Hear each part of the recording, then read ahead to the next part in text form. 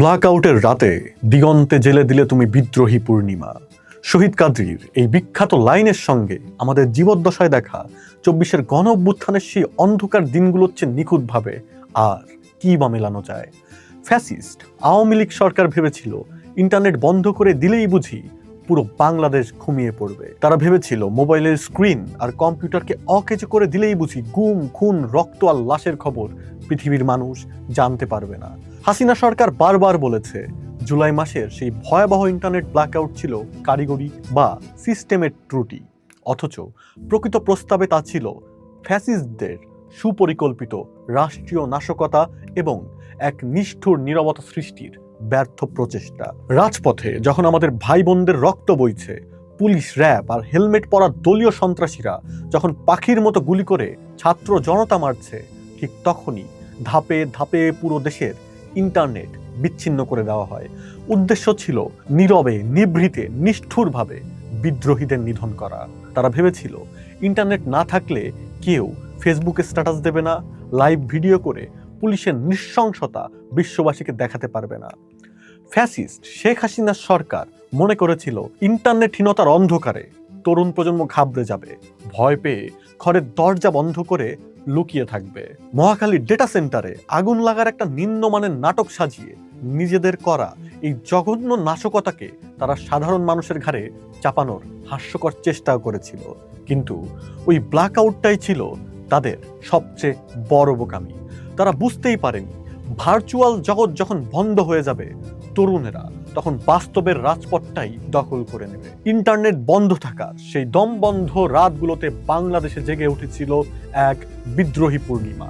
সাধারণ মানুষেরা যখন দেখলো ইন্টারনেটে কোনো সিগন্যাল নেই, ফোনে প্রিয়জনকে আর পাওয়া যাচ্ছে না, তখন তারা ঘর ছেড়ে নিজেরাই বেরিয়ে এলো রাস্তায়। এক এলাকার খবর অন্য এলাকায় পৌঁছানোর জন্য মানুষের মুখই হয়ে উঠল সবচেয়ে শক্তিশালী মিডিয়া। তরুণেরা প্রমাণ করে দিল তাদের বিদ্রোহ কেবল স্মার্টফোনের স্ক্রিন আর কিবোর্ডের বোতামে আটকে নেই, বরং ইন্টারনেট বন্ধ হওয়ার ফলেই সাধারণ মানুষ গভীরভাবে বুঝতে পেরেছিল দেশটা এখন কোনো স্বাভাবিক অবস্থায় নেই। দেশের ওপর দিয়ে কোনো এক চরম নিষ্ঠুর দুর্যোগ বয়ে যাচ্ছে। যে জনরোষকে সরকার অন্ধকারের আড়ালে গলা টিপে মারতে চেয়েছিল, সেই রাগ আগ্নেয়গিরির মতো ফেটে পড়ল ঢাকার অলিগলি থেকে শুরু করে পুরো দেশের আনাচে কানাচে। তারা ব্ল্যাকআউট দিয়ে আবু সাইদ, ওয়াসিম, শাকিল কিংবা মুগ্ধদের তাজা রক্ত ধুয়ে মুছে ফেলতে চেয়েছিল।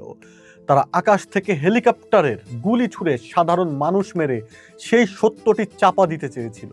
কিন্তু সেই ভয়ঙ্কর আধারের মাঝেই দেশের ছাত্র জনতা জেলে দিয়েছিল প্রতিবাদের এক বিশাল, এক ভয়ঙ্কর বিদ্রোহী পূর্ণিমা।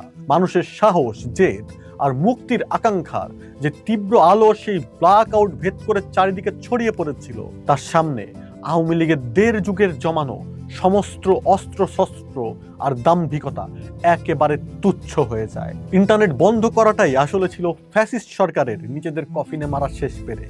ওই ব্ল্যাকআউটের মধ্য দিয়েই দেশের প্রতিটা মানুষ বুঝতে পেরেছিল এরা কেবল গদি বাঁচানোর জন্য দেশকে একটা মৃত্যুপুরীতে পরিণত করতেও দুইবার ভাববে না। ফ্যাসিস্টদের চাপিয়ে দেওয়া সেই রক্তাক্ত ব্ল্যাকআউটের রাতেই তরুণরা দেখিয়েছিল অপটিক্যাল ফাইবার দিয়ে বোনা ইন্টারনেটের আলো হয়তো নিভিয়ে দেওয়া যায়, কিন্তু মানুষের অন্তরের দ্রোহের আগুন নেভানো যায় না। আর সেই আগুনেই জ্বলে উঠেছিল জুলাই অভ্যুত্থানের পূর্ণিমা, আর তাতেই চিরতরে ভস্ম হয়ে যায় এক নিষ্ঠুর ফ্যাসিস্টের সিংহাসন।